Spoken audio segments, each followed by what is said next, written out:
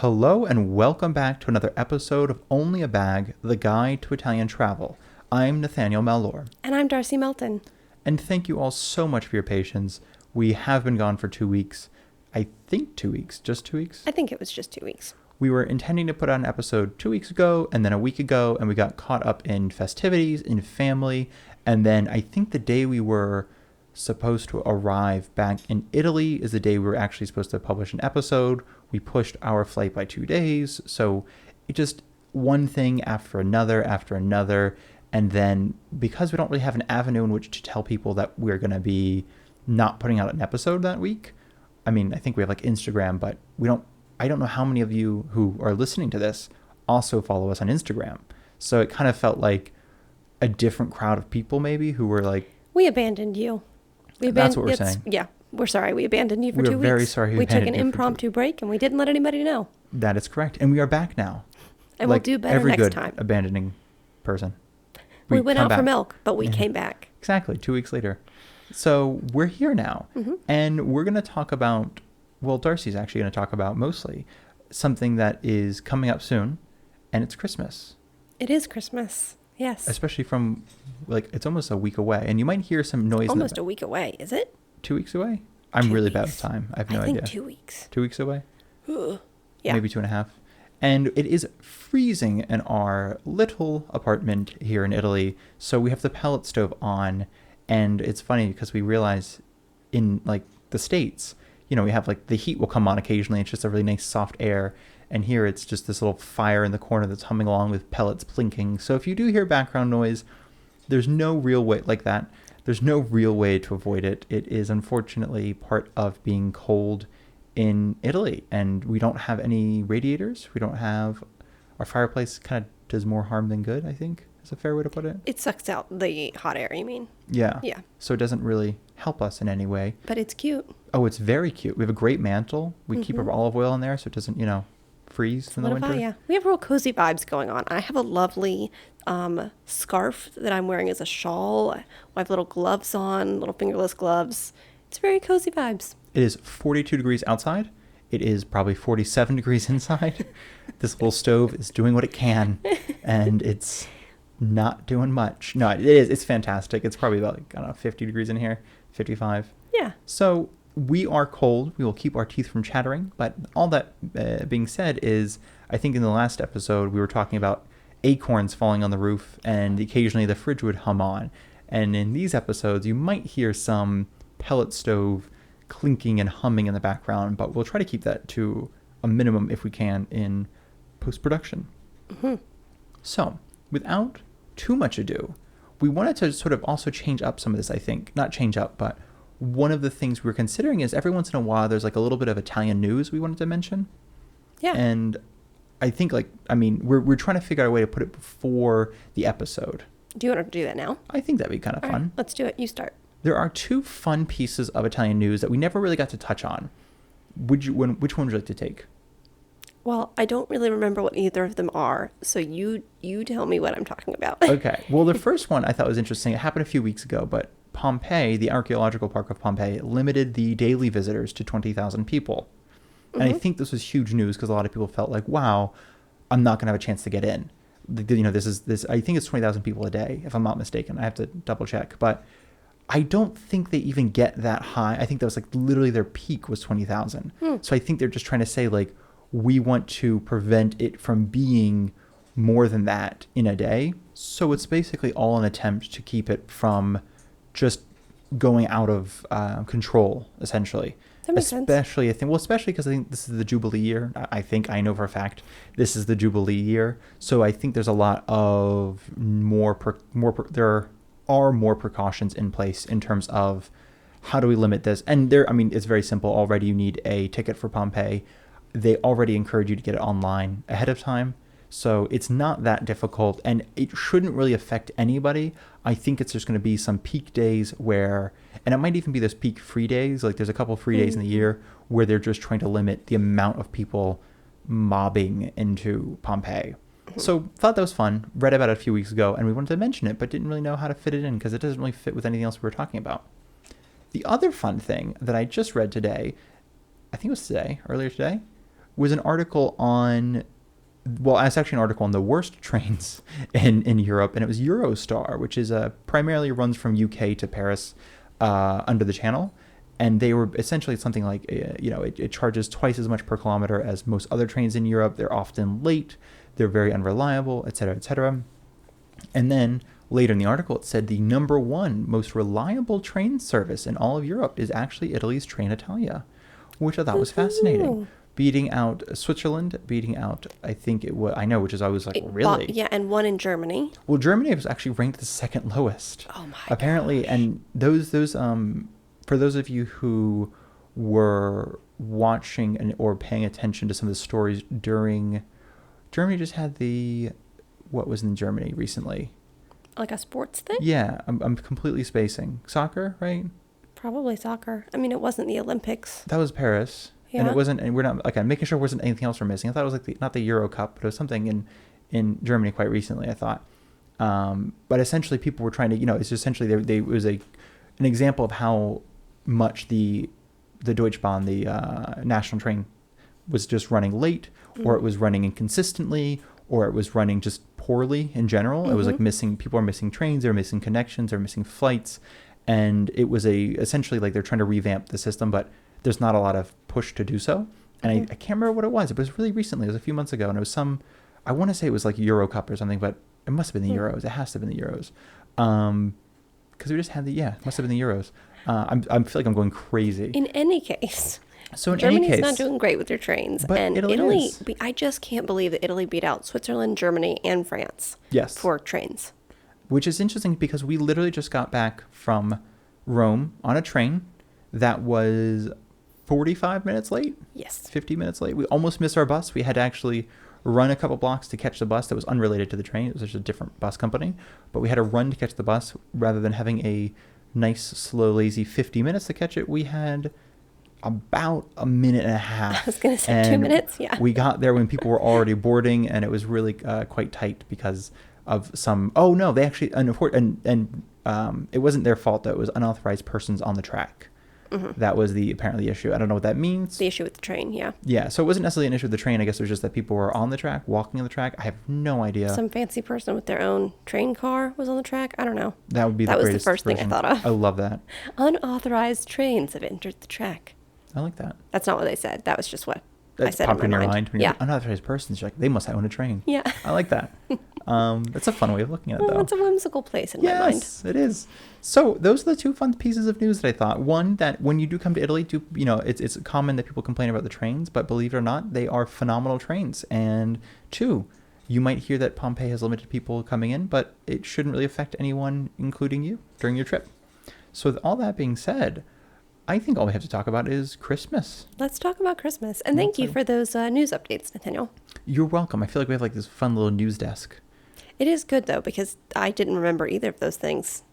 We talked about them earlier today. They just went out of my mind. So Well, we also have no other avenue, I realized, to like put them out in the world. Like, I mean, we're kind of just retelling news, but I realize because we're an Italian sort of podcast. that's what news stations do, Nathaniel. I guess that's a everyone good just point. retells news, except for journalists who find it out.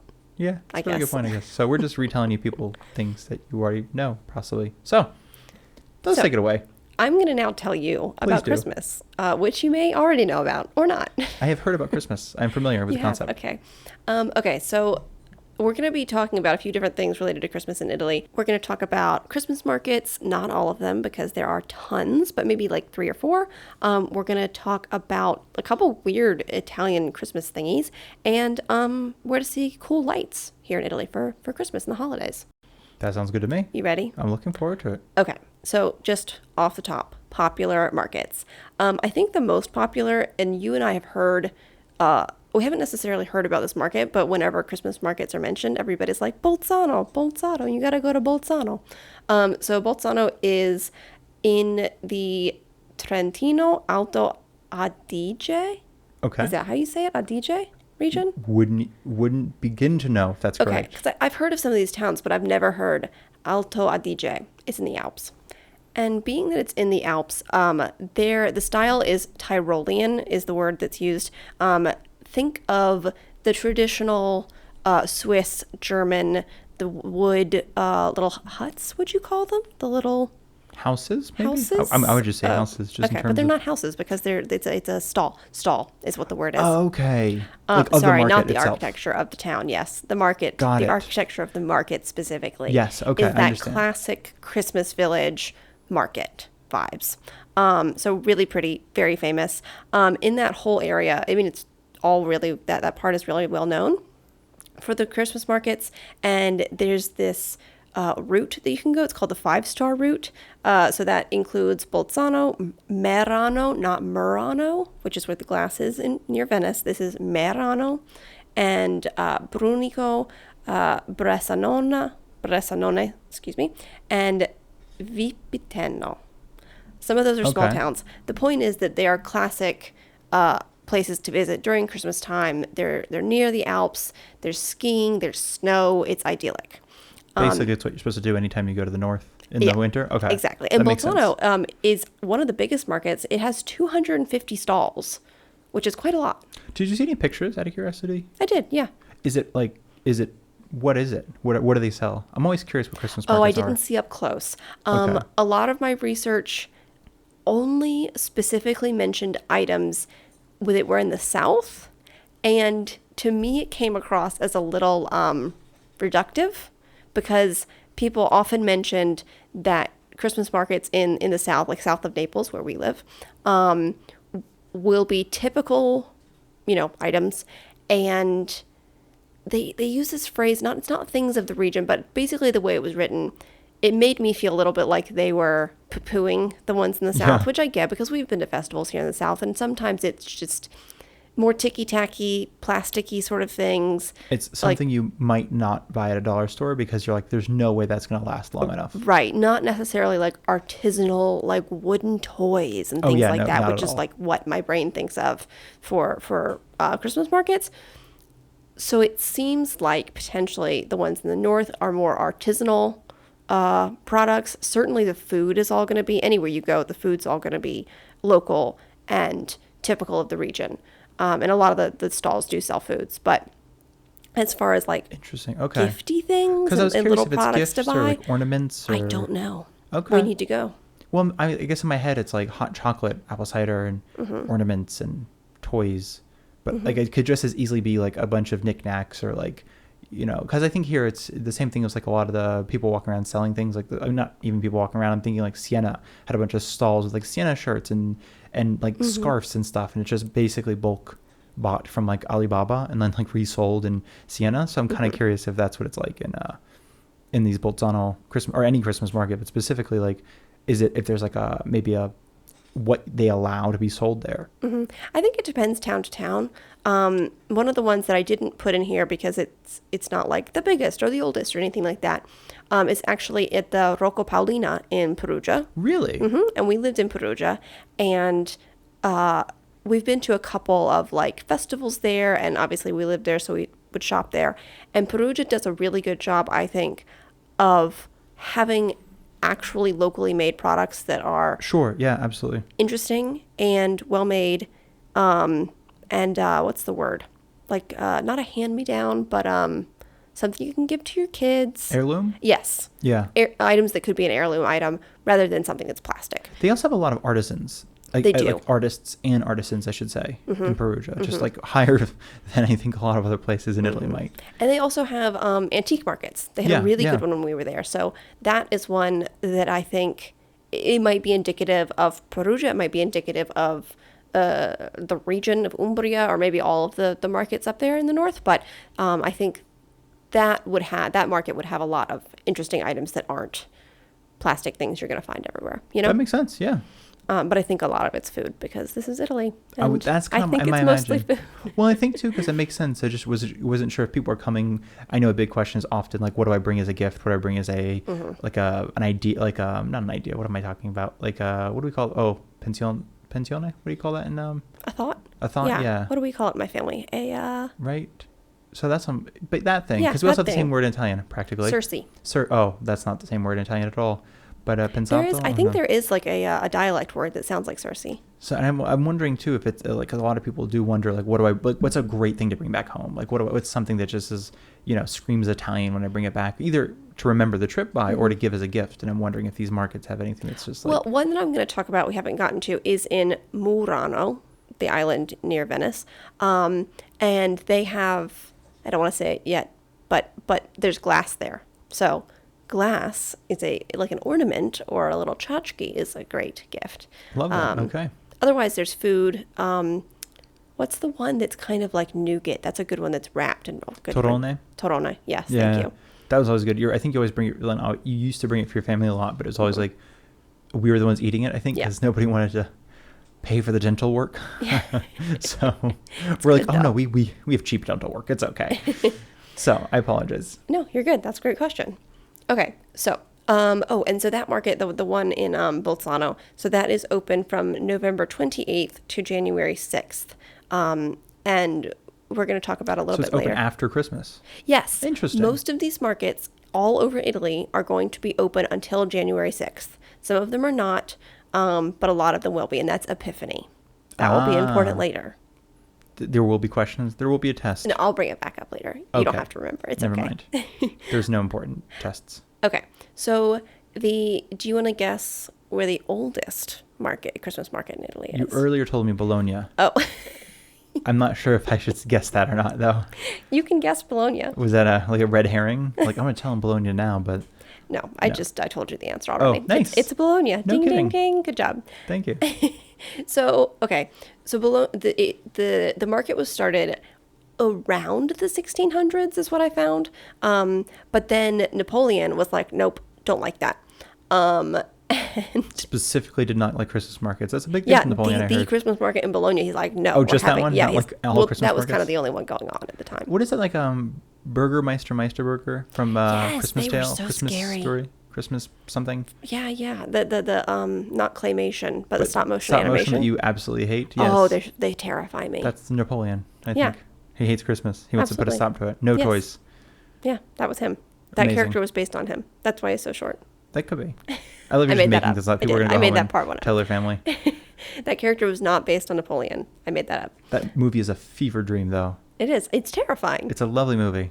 It is heartwarming. Okay, so this market is called in Bologna. That is the oldest one. So it's called the Mercatino di Santa Lucia, and it is on. I believe it doesn't begin. It was originally for Santa Lucia, which is December 13th. Okay, sure. And so it this year is from November 15th to January 2nd. Don't know why they are stopping it 4 days before Epiphany, but whatever. But yeah, so it's from the 1600s roughly. But then Napoleon was like, nope, don't like that. We're not having that. And then after his reign ended in the late 1700s, it was moved to another part of the city, which is where it currently happens today. No kidding. Yeah. So it's called Mercatino, and if anybody's following along who knows Italian, they would know that means a little market rather than market. Do you know if there's a reason why is it a little market, or is it just... Oh, they're all called, thank you for that question. Great Oh. question. They're all called a mercatino or mercatini di Natale.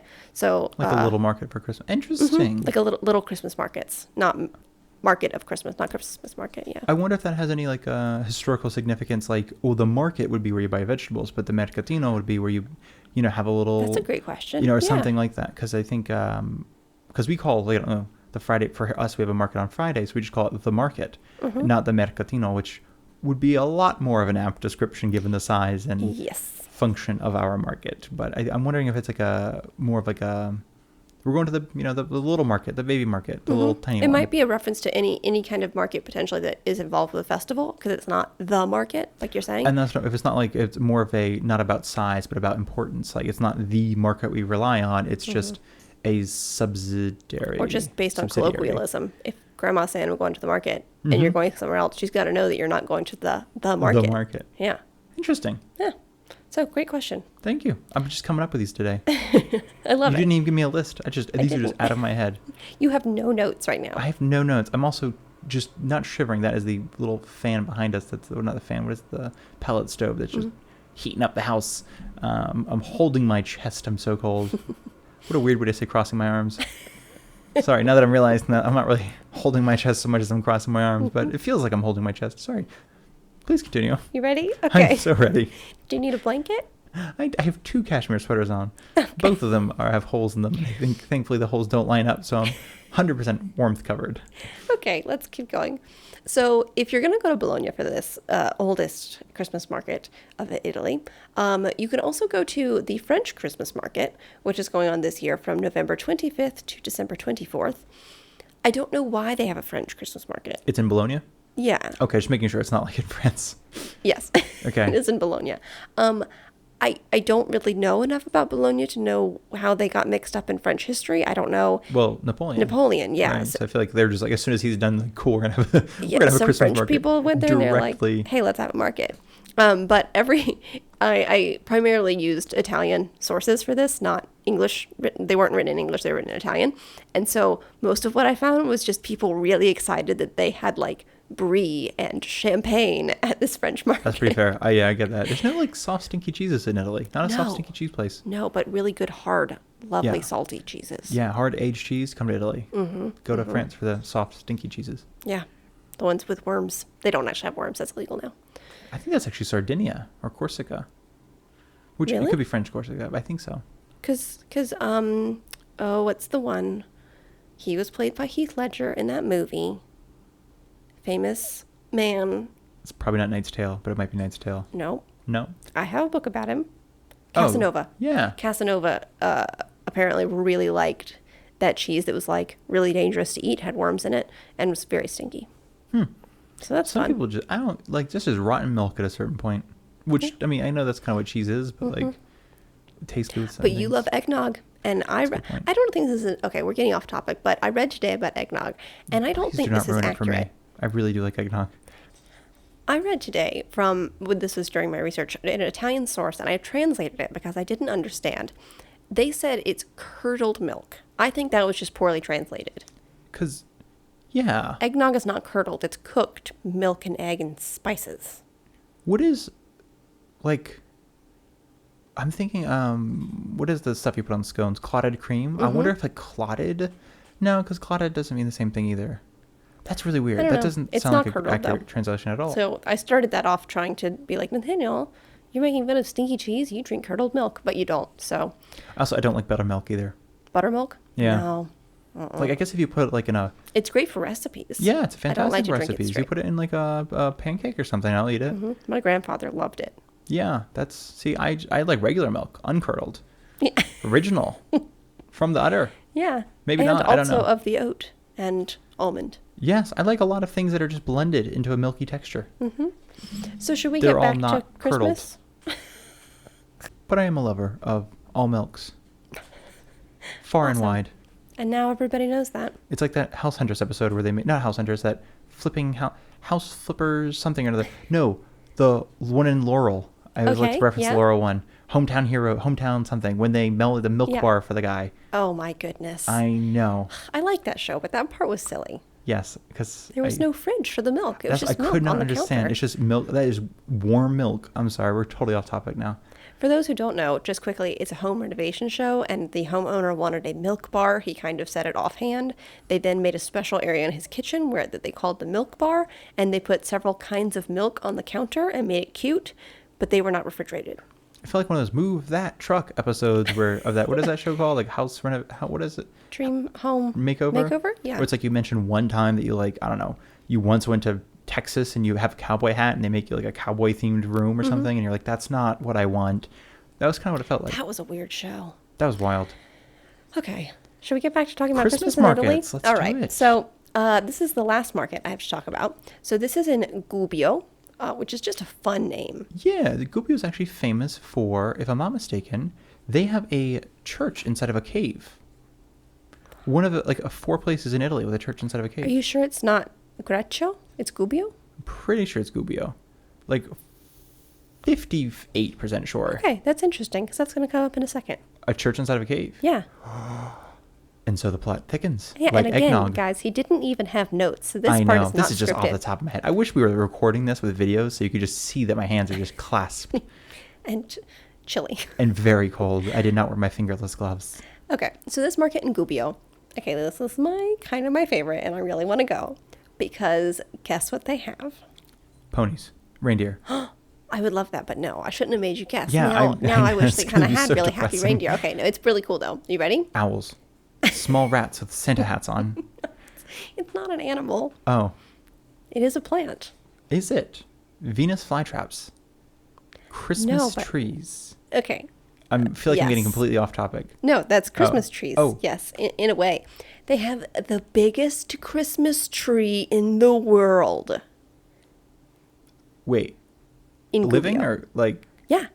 So is it like? I mean, is it a tree in the middle of town or something that has roots? It do is they- near, yeah, I believe it is near the town, yes, and it is alive. Okay, And so they I didn't know if decorate it. Okay, I was like, do they cut it down like a different one every year? I believe it is alive. You can't keep that rain going for very long. Okay, so it's funny too. Like, we're not going to get into this, but it's like, at what point does a tree become a Christmas tree?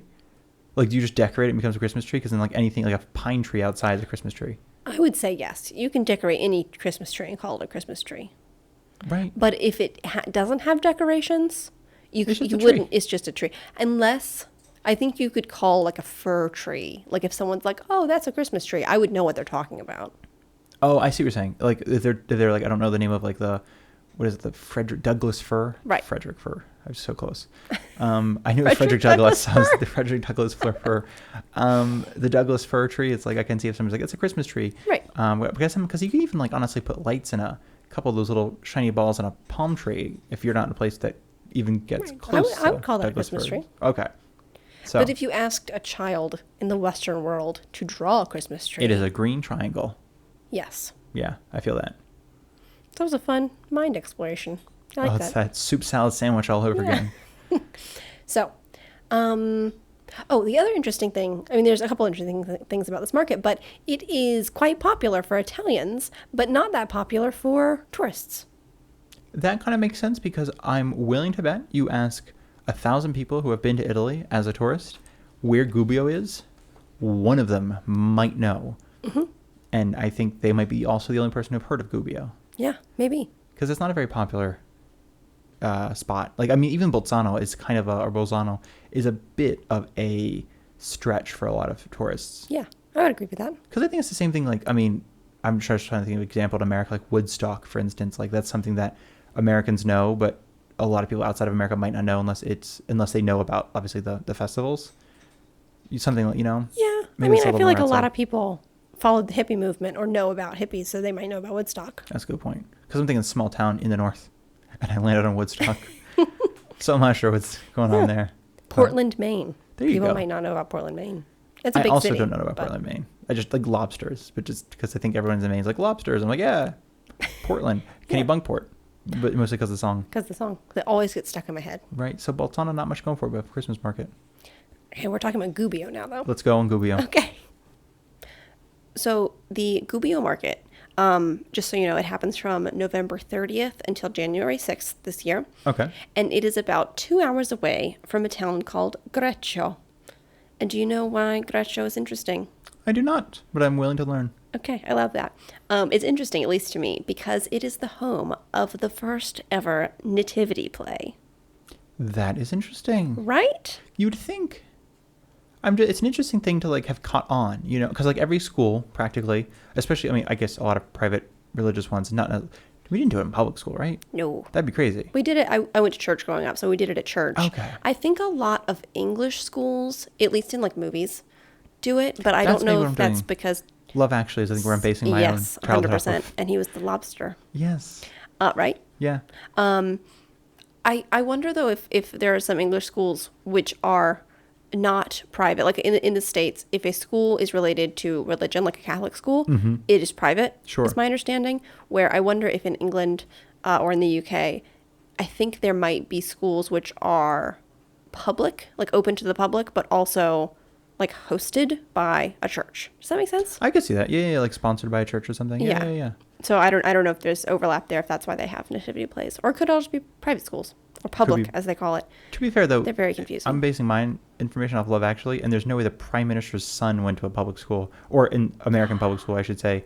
Isn't it Prime backwards? Minister's son? The Prime Oh, Minister's... nephew Yes. went to a public school, private school, because I think isn't that what in the They do it England, the opposite they way, do it the yeah. opposite way, which is deeply confusing. He went to a paid-for school? Is that what you're I'm suggesting? thinking he went to a paid-for Yeah, school. that makes sense. Just I feel like the whole, I don't know. They seem like they have money. Yes. They do. Also, her husband bought a fancy necklace from Mr. Bean in that That's a good movie. point. So maybe they do have money. That's a This great is point. how I think you guys. Nathaniel always has to deal with me referencing people as different characters from different movies. It's Keeps me on my toes. not the most It's like, I don't even straightforward need way of IMDb. thinking. I just need Darcy to be like, you remember like Baby Darth Vader and acted with Black Widow? Yeah. What was that movie called? And I'm like, The Marriage Story. And she's like, yeah, that's it. Yeah, exactly. I haven't even seen The Marriage Story. It seems really depressing. It was sad. I don't think I finished You it. saw it? Oh my Yeah, gosh. I don't know where I would have seen that without I you. know. Probably an airplane. Yeah. I couldn't figure. I just like that's one of the ones I'm like I can't get. But I just it's too much. I gotta worry about that when I'm in a good mindset. It hasn't been in a couple years. I don't think you need to watch it. It was just a bummer. It feels like it is. Sorry. So We're very tangenty today. yeah, Hopefully that's all right with you guys. Okay, so it's because it's 40 degrees in here. Greccio, right? Okay, Tell me all so about it. the first nativity play was there, but you also you said something about it. You wonder why it's from there, but I have to say, Italians kind of seem to be into dramatics, like theater, I should say. Also, they're very dramatic people. Yes, and churchy. They're very Catholic, so They you just put combine those the two two. things together. Exactly. To be fair, great music, hymns and stuff. Like I mean, some real bangers coming out of there. A lot of Catholic, though, at least at this time, was all in Latin and very chanty. Yeah, that's a good point. I was But just thinking a you're little not later. wrong. Okay. Because some of the songs later, I'm like, that's really good. That's inspired by church. That's crazy. Like, I'd go, and then I'm like, oh. Then I hear the rest of the music. I'm like, that's not as good as you should have led with that first one. Just leave it there. Sorry. Keep So, going. I think of him as the director of the play, but the person who initiated the nativity play is Saint Francis of Assisi. This guy's had a real interesting history, doesn't he? Yeah. What was he doing? He was doing nativity plays. But, like, I mean, else. Like, he just was just This was around it. doing things, Just and kidding. he's just, like, doing a nativity scene, and then he's just doing other... I don't know what he's famous for. I know he's something with animals. He liked animals. Yeah, I feel like he did a lot of odd things, but this is one of them. So St. Francis Amazing. of It's a very Assisi was eccentric like, fellow. let's have a nativity play, and this is in the year 1223 in Greccio. Okay, 1293 Gretchen. Okay. And so the original one, you said earlier something about a church in a cave. Yeah, I'm pretty sure Gubbio has a church in a cave. Okay, because the original play was in a cave. See, what is with Italians, you think? They love caves. That's what I'm getting the They feeling of, love 'cause drama. They love food. They love caves. near us, there's a cave. And every year, there's a performance of Dante's Inferno in the cave. Amazing. And I'm like, I love that. And also, you guys could have just built a stage. I mean, it looked like a cave. But No, they just I guess love real when you caves. have access to a cave, Yeah. we're also, we live near one of the other, there's only a handful, I feel like only really a real handful, because I did this research on caves in Italy. Not caves in Italy, churches inside of caves in Italy. It wasn't picked up. Apparently, it was not enough for it to be. So I had to do it with just interesting churches. But I found out because I'm pretty sure, I'm like, again, 58%. Is that what I gave myself? It's going to say 68 now, maybe 67% sure, because they use a picture of, there's a church called the San Michele, Arcangelo di San Michele, Archangel Saint Michael. Okay. And they use the picture from the one in Gubbio for the one in Sant'Angelo Fasanella. And I thought it was interesting. yeah, I'm they like, oh, mix you it used the up. wrong one. But when you type in San Michele Arcangelo, it's like the I think it's Grottelle di San Michele is what it is. Both of them will pop up, and it looks kind of similar. I mean, like, no, it's a cave, right? Like, it's got stalagmites and stalactites, the things that go up and down. It's kind of green with a little bit of white. It's got chairs. I mean, because it makes it look like a cave. It's got an altar. We got should lighting. we should look it up, because I do wonder if Greccio is a very tiny town, and it's that church is referenced as being in Gubbio because Gubbio is the larger place near it. Could be. It totally could be. We'll look it up. Yeah, I'm fascinated. We're gonna find some rabbit holes. Yeah. We're gonna make a Warren. There you go. That's a rabbit hole joke for y'all. Okay. I was going to say We're something so off else, topic but now. that's all I have for Greccio and the first ever nativity play. Oh, but it leads into nativity scenes, Okay. because before there were what we now know as nativity scenes, the creche, as some people call it. There were these live action play. And so now Naples is uber famous for their nativity displays. The precipe is what they're When you called. say now, you mean now, or like now in 1208 now? Now in 2024. Got it. Okay. Yeah. So Naples makes these amazing they're little tiny like figurine displays of towns and the birth of Jesus, and then there's Sometimes just random things, I think. and Like we'll just get it scenes from a town. Yeah, a lot of them are just scenes from a town. And so most churches in Italy will have one. In fact, there is a display of a bunch of them in a big church near us. It's actually a deconsecrated church, I believe.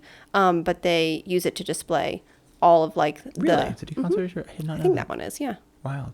Maybe not. I think it I is. have no idea. Anyways, a display of all of these precipe. Yeah. They're beautiful. I mean, the amount of work though going into these is Oh yeah, absolutely insane. clearly an all year kind of affair. Yeah, and so just so you guys have, let's explain what they are. So currently what they are today, we'll talk about the history of them very lightly in a second. What they are today is little figurines of, like you said, they're people, like everyday sort of people, but often it seems like they'll be set in a previous century, like the 18th century is kind of like the garb and the general style. Sure. Yeah. So it's anybody from like the original nativity, Mary, Jesus, Joseph, the wise men, the angel Gabriel, all those, Sheep. the sheep, yes. 2 camels, 3 possibly, Yes. a horse, All those guys. the cradle. Yes. I'm just naming things That's good. the crash when I grew up. So it'll have, often that will be involved, and sometimes that will be the main characters in the scene. But other times they will almost be off to the side if they're there at all. Kind of like if you had a bird's eye view of your town and your town has like, that life-size nativity thing that some people do, some places do. But other than those characters, there will be just like regular everyday people. Like you got the fishmonger and the wine seller and the person who makes the bread and the pizzaiolo, the person who makes the pizza. And just like people walking around on the street, and they sometimes they move or have lights or have trickling water.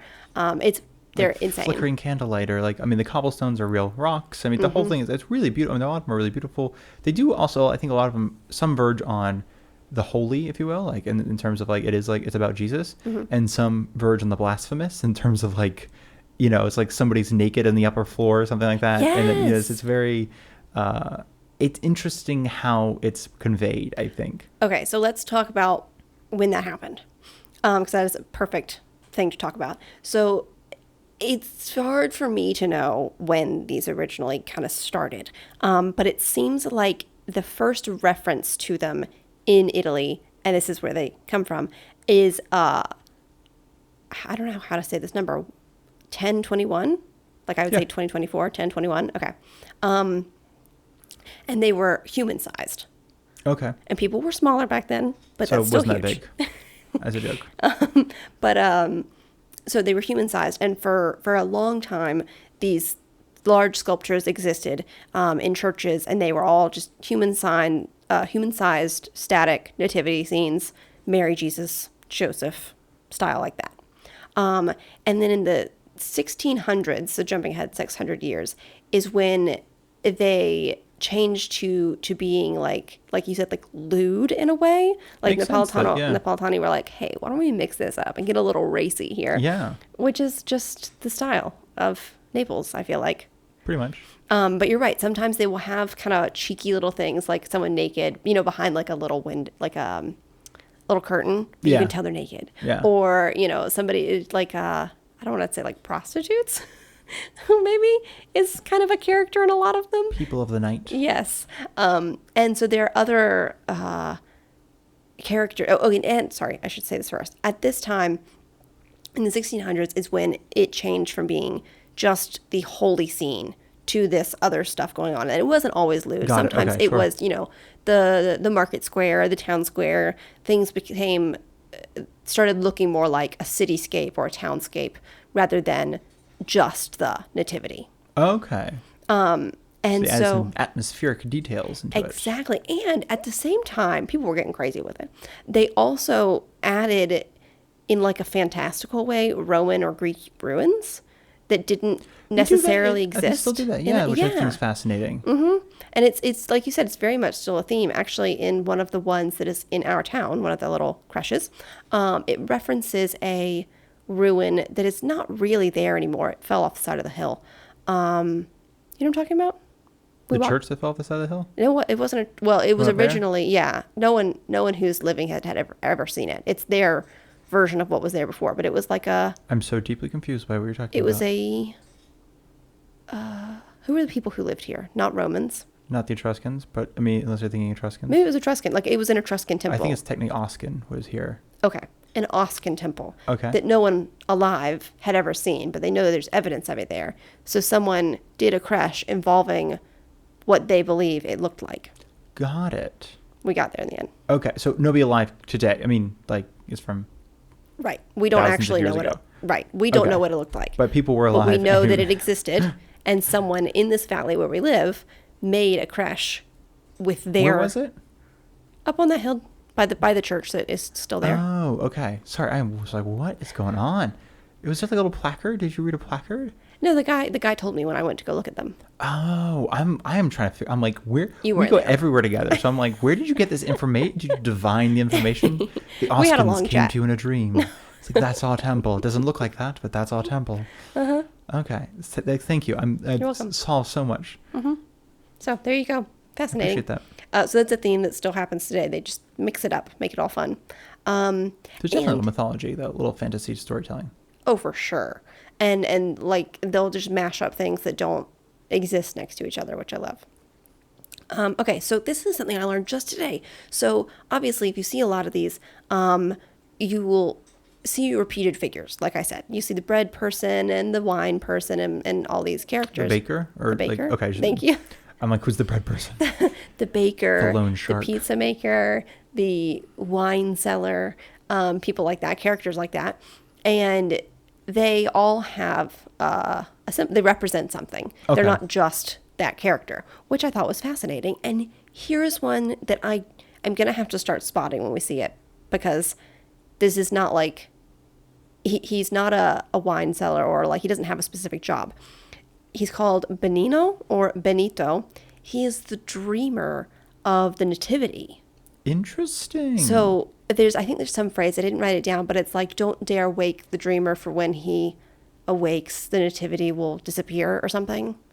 But he's a character in the nativity, in the scene of the Interesting. precipice, the crash, dreaming of the nativity. That's fascinating. Right? It's kind of meta. I like that. Yeah, it's a little meta. Yeah. I like that. It's very early meta. And then there's the Lavan. I'm going to see how I can say this. Lavandaya, Okay. maybe is how she said. It's the washerwoman. Lavanderia is where you wash your clothes, but I've never said the word lavandaya. Someone Italian is going to listen to this and know that I'm saying it horribly wrong. Yep. But she's the washerwoman. She washes clothes, and she represents Mary. Interesting. Like I know. washing sins? Or I have don't no okay. idea. I don't know why if she they're represents Mary. okay. She just does. That's just They're what just they like, say. it's a woman. That's close enough. Yes. I think That's a really good chance kind of that. Yeah, yes. okay, cool. I didn't know if Yeah. there's something much deeper than that. No, that's pretty much it. Well. And we said off mic, I was kind of not Glib. bashing. I was glib. I was glib about these the And so you read the symbology. Benino one, and you're like, whoa. And well, that one I do like. But that one's quite clear. He's a very specific character. He's not representing anything else other than a dreamer. Where a lot of these other characters represent biblical characters, but they are the winemaker or the baker or the butcher, whatever. But they're not like, it's not that clear. Sure. And Napolitano people tend to just be kind of cheeky generally. That's a gross generalization, but it's a cheeky culture. Yeah. So I'm kind of like, yeah, they just made a winemaker. They made the bread guy. People made the characters they saw around them. They don't have to be more than that. Maybe they are, maybe they're Yeah. not. Meh, whatever. That makes sense. I like that, yeah. So there are all these little fun characters, and there's, in fact, they make them all over Naples, and these little figurines, like we've said, and the creches and the precipe are made really all over Italy, but obviously Naples is quite famous for them. And there's a specific street where a lot of these artisan makers are all year round. It's not a seasonal thing. They have to work on them all year. Yeah, makes sense. And so this street is called San Gregorio Armeno, And you can go there and see them working on the little characters and the creches and everything. And you can buy them from a lot of people. Obviously, these people tend to make them for churches and people in Italy who put them together for churches and for displays and things like that in their homes and other events. But you can buy them in Naples, which is a pretty cool, weird thing to bring home. There's definitely like city money, I feel like, going towards some of those. I feel like some small town City money? Like like a comune, like you pay taxes dollars and then straight into that. Exactly. But it brings joy to towns. It certainly does. It's on display. Yeah. Did you know that street existed, by the way, before we went down, or no? I don't think I did. Okay, because I remember the first time it was the kind of first time we both went to Naples, but when you came to visit, we ended up on that street, kind of in wonder, if you will. And it was cold, but I don't remember being like near. I think it was like October or something. But I didn't know if it's something you already researched, and because I couldn't remember if that was something you wanted, like the Atlas Obscura. I think you had a list of things. That is something that I would do. Yeah, but 'Cause I that don't was really remember. cool. Yeah, I don't know, but it was very, very cool. And I think, knowing about it now, if I were in Naples, I think it's definitely worth a trip. If you're listening to this and considering like putting together a plan, especially one that revolves around the holidays or just winter in general or Christmas, but it's not potentially something that, unless you're interested in creches or precipes or any little, the closest thing is like model trains, I feel like, in America. Yes, but these are really weird.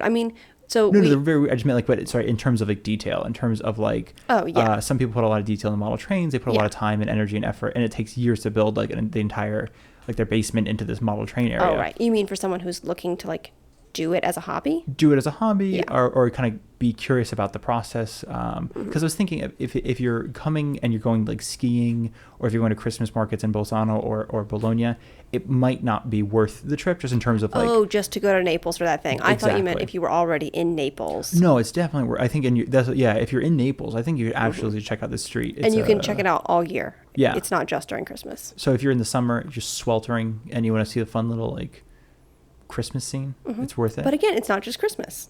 That's what we were talking about. That it's like lots of different little weird people and regular people in their town square, but they're tiny. And most of them are winter scenes, or no? No. They're like summer scenes or whatever, or like autumn scenes. Yeah, I think some of them are not particularly seasonal. Okay, cool. Because I remember some of them have like snow, but I don't remember a lot of them having snow. Some of them do, but I think because most of them are based in Naples, There's don't. not a lot of snow. Yeah, it's just ash. That's interesting. But yeah, so if you're interested, that's something. It's definitely it is definitely worth the visit if you're around Naples at any point. But I think it's just more in terms of we're putting it after Christmas markets, but I don't want anybody coming to the north and being like, we have to go south, and then going like, oh, that's not what I thought it was. But it is very cool. Definitely. And if you are in Naples and you want to head down to Salerno, segue, let's talk about lights that you can see. That is actually not year round, but it is very fun. Yes, and it is near Naples. You can get there by train. And we've talked about Salerno a bunch if you listen to our other episodes. It is the biggest city near where we live, although we don't live there. We won't see you if you come to visit, sorry. It's the gateway to the Amalfi Coast. Yes, and it's a beautiful little city. And so Torino has this festival of lights. What is it called? It's called just checking my notes, everybody. It's called Luci d'Artisti, and that was started in the late 90s. Torino started theirs, and then Salerno in like 2006 was like, that's pretty cool, we're gonna do it. And so all along the inside of the historical area of Salerno are these really cool. They don't even look like Christmas lights. They're very festive, but there's like a different theme every year, and each street will be slightly different. And they hang between the buildings. Yeah, it's really beautiful.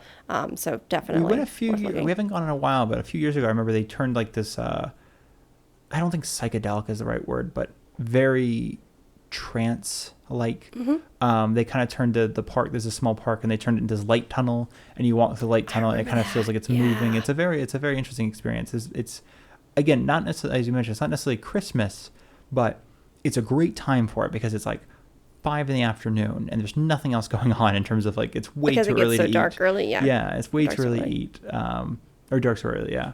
And so you're kind of like, what else do you do? And so it's like kind of a fun. I mean, I think a few times we would take the bus there just to kind of hang out and see the lights, because it's such a I mean, yeah, again, it's one of those things where it is fascinating, and if you're in the area, if you're in the South for Christmas, it's definitely worth it, because it's definitely, it's a different flavor, I feel like, than the North. Oh yeah, for sure. You know, just in terms of, we'd have no snow in the South, so there's not a snow and alpine feeling here. It's like we gotta find it somewhere else. Yeah, absolutely. And I think they bring like a festive spirit. It's really nice. Yeah, It brightens the dark, literally. it really does. So speaking of that, there is the original Luci d'Artisti in Turin, in Torino. Which means light of the artists, or light. Thank you. Artists light. Yes, I think it's like light made by artists. Yes. Is Okay. the vibe.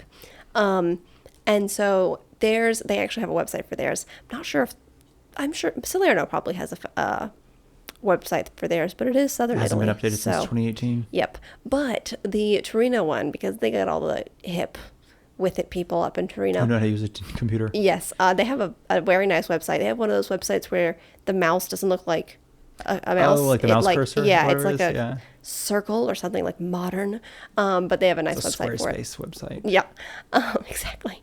And the point of that is that if you go on the website, theirs are a little bit more art installation. Oh, that makes sense though. They have a massive contemporary art scene, in terms of like one of the biggest art fairs in Italy is the contemporary art fair in Torino. So it makes sense that it's more of a using that as a stepping stone into like, look at what we can do. And they're beautiful. But given that the Salerno festival is based off that one, they're very different to me. Yeah, I can see that. But very Because cool. some of the Salerno is amazing, and some of it is a little bit like your drunk uncle got a hold of the Christmas lights and started decorating. You're like, I can see what they were going for. But you're like, dang, he's actually pretty good. Yeah, This exactly. kid could have gone somewhere. He really could have. He could have gone to Torino even. Didn't chase his dreams of Christmas light installations. So those are very cool places to go. And then also Venice is a classic. I have to say that most big cities, if you're coming to visit Italy during the wintertime, especially around Christmas, are going to be somewhat festive. Yeah. I know Rome, Milan, Florence, all of those places have Christmas markets, as well as several small towns around there will. So you're not going to be too wanting for Christmas lights, although it's not as like in your face as Christmas is in the US. But that being said, Venice does quite a bit of lights. They put lights all over. And it's a spooky place anyway, and because it gets dark early and there's like a fog that hangs over because it's on the water, it seems like it could be quite beautiful with all the lights there. Yeah. And I can't find any specific information on this because it's Italy and people, like we just said, don't always update their websites. But obviously the island of Murano is off the coast of Venice, which is where they make a bunch of Murano glass. They make all the Murano glass in Murano. That tracks so far. And there is a large Murano glass Christmas sculpture. One year it was a big glass Christmas tree. This year I keep seeing photos of like a spiky blue ball. Interesting. We didn't see it when we were there in October, so I'm not sure what exists, but definitely something interesting. Kind of makes you wonder like what happens to the installation afterwards. I know. Glass can be reused. Yeah, of course. Yeah, you can What melt I'm it talking about. down, Okay. but- So I'm wondering if it goes like everybody gets a piece, or if I it's don't just know. like saved somewhere. I don't know. Because you mentioned it was like a 6-meter tall tree. Yeah. Something huge. Yeah, it was giant. It's like and it was 20 something feet. 25 made feet. of. I think it was supposed to look like it was made of ornaments, or at least it was made of giant glass balls. Oh wow. And how did they make those giant glass balls? Yeah. Like, do they blow them and then like you have to heat up 2 points and touch it together because then it does But the cool. I'm and it's a whole thing. telling like these glass balls were like a meter or two wide. These were not like I can hold this in my hand glass That's balls. wild. Yeah, Gotta go to Murano. Check it out. I know. At some point we're doing an episode of Murano because I think I didn't really know anything about Murano until like 2 years ago, I think. Until your mom came to visit and she wanted to go to Murano, and I was like, I don't even know where that is. So I think it'd be interesting to talk about it because I don't know. It's a fascinating Venetian glass I've heard of, but and then I think it's only when you get to Italy that it's Murano glass. It's not Venetian glass. But it's they're very different. specific. That's a good point. Because Very there's specific. I don't know that much about glass blowing and making, but I think there's a very specific Venetian style of making Okay. glass, and I believe you can study that style and then do that Oh, and anywhere. then be like, I'm in Asheville, but as a Yes, Venetian but- glass blower. Yeah, exactly. But I think Murano glass has to be made in Murano. And I want to know if it's like a technique or something, like a heating and cooling technique. Because I know isn't Venetian just like you mentioned style, but it's like I watched that Blown Away TV show with you, and it seems to be mostly just like a physical aspect, not necessarily a quality of the glass or quality of Yes. I think a lot of it has to do with pattern and the shape of the object that you're making, like the pattern of the glass that you create and then the shape. And they made it into a Christmas tree. Well, not them, but Murano did. Murano did. That's wild. And why is it Murano except for being made Murano? I don't know, but we will find out and hopefully tell y'all. There's a sense of like those of you who are from America or have driven around America, and you're like you see like a big mailbox or a giant cow or whatever it is, and you're like, what? Who does that? That's kind of what Italy feels like on the holidays. I like that you named two things that are in Savannah. I did. Those are the only two things that came to mind. But I feel like it's like, who does that? Who's like just put something there for like the world to, I mean, it's amazing, but it's like a weird thing because I feel like it doesn't happen anymore in terms of like now I think just it seems like I don't know, it's always about money, or we're concerned about it's an Instagram opportunity. It's not just like, yeah, I put a weird, what is it, the cow made out of butter thing? It's just like, that's a thing you can go see for free, I think, or maybe try like $5. I have no idea, but I'm like, that's a wild thing. And I feel like Christmas in Italy feels like that. Like, yeah, we got, Christmas trees out of glass in Murano, and we got Christmas trees out of sausage in Calabria. I have no idea. Don't actually go looking for that, but I imagine someone somewhere made it out of like the Nduja, like the little sausage paste they probably made That's up. a good idea. Right? And then like slice off a little bit of weird hardened sausage paste. Yeah, I mean, we don't eat that, but No. it's a good idea. Sculpting clay. You could use it as the mortar. Brilliant. I'm getting way off topic. Oh my goodness. You could make, instead of a gingerbread house, some See? sort of like Sausage bread bread or house. cracker house, and the Nduja, mortar yes. is the nduja. Instead of icing? Yes. Because then you can bring it as a thing, and it's like it's a savory snack instead of a sweet snack. Because nobody's going to eat a gingerbread house. That's weird. Who's the first? It's like a slice of, nobody cuts into the cake first, right? You have to wait for somebody else to cut into the cake first, like the host. But a gingerbread house, what, does somebody tear the roof off and be like, okay, now it's up for grabs? I think they're really just for display. I see, and that's so strange, because gingerbread's amazing, and so is all the little gummies that come on it. Should really be eaten. Yeah. So that being said, Murano, fascinating. But yeah, that's what Christmas in Italy feels like. It's like a collection of random assortment of things that people do. I mean, to be fair, though, I feel like historically, it's just, I mean, it's got, what is it? Okay, it's actually 10 o'clock while we're filming this. We've been recording this, and we've been recording on and off since 5 o'clock. So it's been dark for the last 5 hours, and dinner time was 30 minutes ago. We haven't eaten yet. But I mean, when I feel like when the sun goes down at 4 and dinner time is still 4.5 hours away, like, what do? You build cows out of butter, or in this case, Christmas trees out of glass, right? Yeah, it's what they do. Design lights. So that's fascinating. Yeah. So Torino, and that was the lights, and then Murano was the glass, correct? In Venice, just generally, they have lights as well. So, like I said before, basically any of the big cities in Italy, if you're visiting this Christmas or wintertime, are going to have something going on. They're going to have lights. They're probably going to have a Christmas market. So you won't be too wanting for Christmas cheer. Yes. And I think, I mean, I don't know if any, like the Vatican might be the closest to like Rockefeller Center in terms of giant tree. It's lit up. There's no ice skating, I don't think. That'd be kind of wild though. Right? St. Mark's, like St. Peter's, St. Mark's, I always do St. Mark's, St. Peter's Square into like an ice skating rink. But there's not like that sort of Christmas parade or with the fire trucks or any big trees. I believe Venice does have a parade of boats. I think it changes That is worth it. That is every amazing. year. I didn't find specific information on it, so I didn't mention it. Okay. They also have a Santa run in Do you dress up as Santa? Yeah, it's That's amazing. it's like a Babbo Natale run in Venice. Okay. Again, could not Where do find you run? specific. I guess you have to up and down the bridges. That's intense. So no, I think it's interesting. It's a different experience. So for those of you coming, it's like, I don't know what Germany's like. I'm in my mind, it's all Like ultimate Christmas. ultimate Christmas. Yeah, everything's like a gingerbread palace. Like every town is just like beautiful and snowy, and like hot chocolate just given to you upon entry. And I don't know, Into the country. into the Wherever country. you Yeah, are. they stamp A your visa and German just slide will you a hot give you hot chocolate. That's sort of my hope for Germany these days. I don't know what actually happens there, but I think while you might not find that exactly in Italy, there are some really lovely things happening. And if you're here for the winter, because we just were looking around, and oh my gosh, like Venice, like these hotels that we were looking at, because we were going to go for Christmas Eve for no particular reason, and it is like €100 a night for a hotel that's 450 during the summer. So if you're thinking about going to Italy at some point, and you want to find if you have like 2 weeks off or something, consider the winter. It's chilly, And Venice might flood while you're there, but you're only spending €100 a night to stay in a really gorgeous hotel. Mm-hmm. If you're interested, I mean, I can link that in the description. Okay.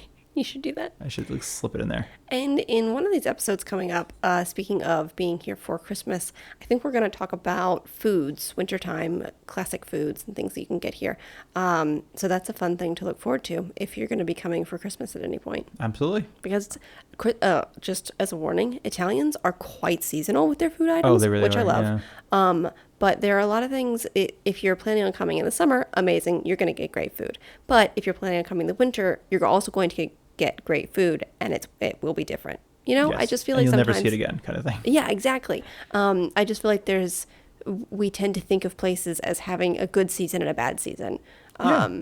And there's certainly things to do and see and eat in Italy, and enjoyable experiences to have in the wintertime. And we joked, but I think that we joked when we talked about Rome. Every time we talk about Rome, the biggest question people ask us when we're there is, why would you ever visit Rome in the summer? Because it's considered the worst season to be in Rome. Mm-hmm. And it's funny because I think we were just spent a day there, coming back from the States, and it really is a different place. It's just so warm in terms of just like, there's lights, there's stuff happening, everyone's excited. It's just, I don't know. In the summer, it can kind of just feel like overwhelming and hot and you're just like, oh my gosh, I just need to get out. And then in the winter, that was just for that one day, it was just like so nice. And plus you also want to spend time in like the bakeries because they're warm, but in the summer they're like too hot. So you kind of don't want to spend time in the bakeries. And that really is how I travel. Spending time in bakeries, pretty much. In bakeries. So I think that's everything. Is that everything? Yeah, for this episode, I think Perfect. so. We're going to have other episodes coming out around similar things, the winter activities, how to spend Christmas in Italy. For those of you who are into skiing, we're, I think, going to briefly talk about skiing at some point because that's a thing that people come to Italy for, which I thought was very surprising. Mm-hmm. Well, there's Alps here. I guess so. And that makes sense. And in my head, it's always like, no, you ski in like Switzerland, or like France. But I guess Neither of us ski. No, you could tell. That was not Nathaniel flexing. Yeah. Like, if I'm skiing, it's skiing Mont in the Blanc Swiss or nothing. Alps. Yeah. No, I once went, I had to like get the explanation between pizza and hot dog on the skis, and then I just did a split. It was really painful. My brother was asking what I was doing on the ground, and I was like flipping him off, and a stranger asked to help me get out. It was a whole thing. It's a very traumatizing experience. I went tubing once. On snow or in water? On snow. Okay. It was like cool. at a ski resort, but I didn't do the skiing part. Like I just did the tubing. It was, but there were a lot of instructions, and I went really fast, and like a large teenager was like, the teenagers were the ones in charge of it. It didn't seem well thought out. I love that. It's like the Lord of the Flies, but like tubing on ice. Like they were they were lovely teenagers. They were well intentioned. They had a little winter job, but it's like if you put like a slight, 5-foot person in charge of a 4-foot child coming like at, I don't know, 15 miles down a hill. Yeah. Yeah. In an inner tube. Yeah. That's not a good idea. It's kind of amazing. And you know what? We're going to talk about that. We're going to delve into Darcy's fear surrounding inner tubes in the snow and why she won't ever do it again. Yep. But Next also maybe episode. like that could be kind of a fun thing to see if that's even available. I mean, you say this is a terrible thing, and I'm like, that could be kind of nice though. Can face my fears. Yeah. Well, I was just thinking for myself, kind of you just could do it gliding and down the I'll hill watch and have like a little hot chocolate in one hand and I don't pastry in think the you other. can drink the hot chocolate on the slopes. I just That's would spend a lot gotta of be a time in rule. the ski chalet. Yeah. It's called a chalet still in Italy, right? Or a lodge, chalet. I don't know. Well, we'll figure it out, and we'll let you people know. You people, you listeners, we'll let you know. So yeah, thank you all. I think that's everything. Yeah. Mm-hmm. So thank you everybody for listening. If you liked what you heard, and hopefully you did, you can give us a 5-star review. And you can leave us a review with words. That means a lot. We like to hear from you. Let us know what you want to hear about. Do you want to hear practical things on how to get here and what to do while you're here? Do you want to hear weird Italian stories and history? Do you want to hear both? Let us know. And if you want to reach out by email, you can do that. Our email address is onlybagpodcast@gmail.com. Nice, I got it right. You can also find us on Instagram at onlybagpodcast. And you can go to our website, which is onlybag.com, and read some of Nathaniel's articles. And if you want to, you can contact us there in all the places. We want to hear from you. Yeah, we want to hear from you. And especially jumping on what you said, bouncing off what you said, building off what you said, there we go. Yeah, if there's anything you do and don't like, or if there's anything you'd like to hear more of specifically, and even with the news, like we're for the next few episodes, we'll probably put like a little tiny piece of news at the top of every episode, just to sort of keep you all informed, because I realize sometimes we'll just these news dump episodes where we're just like, here's 8 things that happened in Italy that might have changed your plans. We never talked about, this is going to be my news update for next episode, is the mascot for the what's it coming up? Is next year in Rome is the Jubilee. They have a little mascot, and we never talked about it.